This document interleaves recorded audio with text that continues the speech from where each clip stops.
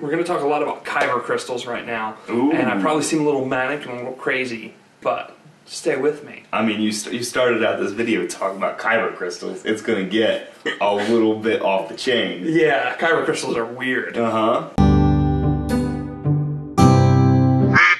So in the Ahsoka novel, we learned some things about Kyber crystals. One, we learned that they call to their Jedi like a wand chooses the wizard in Harry Potter. Mm-hmm. So you can't just pick up a random Kyber crystal and be like, oh, this is mine now, I'm going to put it in a lightsaber. Like, no, your specific crystal calls to you.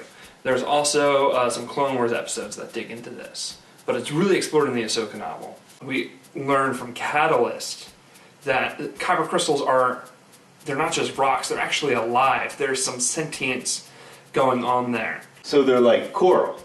Yeah, I think they're a little bit like coral, maybe a little bit more like aware. Rocks that are alive.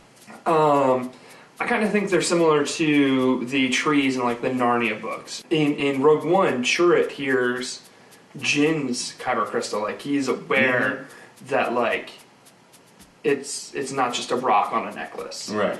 Now you also said that to the non-force sensitive eye, they just look like rocks. Yeah. Like so they're just rocks. To a regular person, they're indistinguishable from like ice or other rocks. You know, to some degree, the Kybers can hide themselves. So did Jyn Erso know she was wearing a Kyber crystal? Yeah, because her dad was a Kyber crystal scientist. He knew more about them than any non-Jedi ever. So they look like just plain rocks unless you look closely. Yeah, like you can study them and figure it out. Okay. Yeah, Galen Erso, he knew his stuff. If only he knew how to like put the planet of Death Star in a hologram. And Yeah, if only he could have been like, the thermal exhaust port. Yeah. Pablo Hidalgo talked about that in a tweet. He shot that shit down. So Kyber crystals call to you. Right. They're alive and kind of aware of what's going on. They're always clear until they're put into a lightsaber, and the crystal's color is determined based on the Jedi that wields it. Mm-hmm. It's not necessarily a mood ring. It's not just gonna like change colors willy-nilly. But like if you went through a particular traumatic or life-changing thing, it is possible that your color could change. Now, in the Ahsoka novel, you find out that Kyber crystals do not call out to dark side Force users. Dark side Force users are only going to find them by stealing them from a Jedi. So if they kill a Jedi, they'll break open their lightsaber, steal it. We know that Darth Sidious was robbing Jedi temples of Kyber crystals to make weapons and stuff.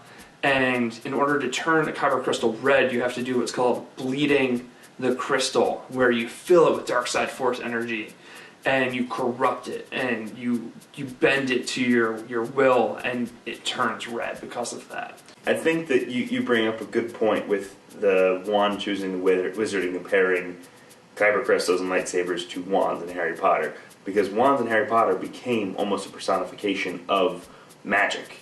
And of channeling that magic power. Brother wands of Voldemort and Harry, or the priori incantatem that that the wands remember what wizards forget. I think there's a possibility that we could see some lightsabers be given character traits and characterization and become a part of the Star Wars universe. Without a doubt. I mean, like, the lightsaber, Rey's lightsaber, Anakin's lightsaber, that is Excalibur. That is, like, the legendary weapon.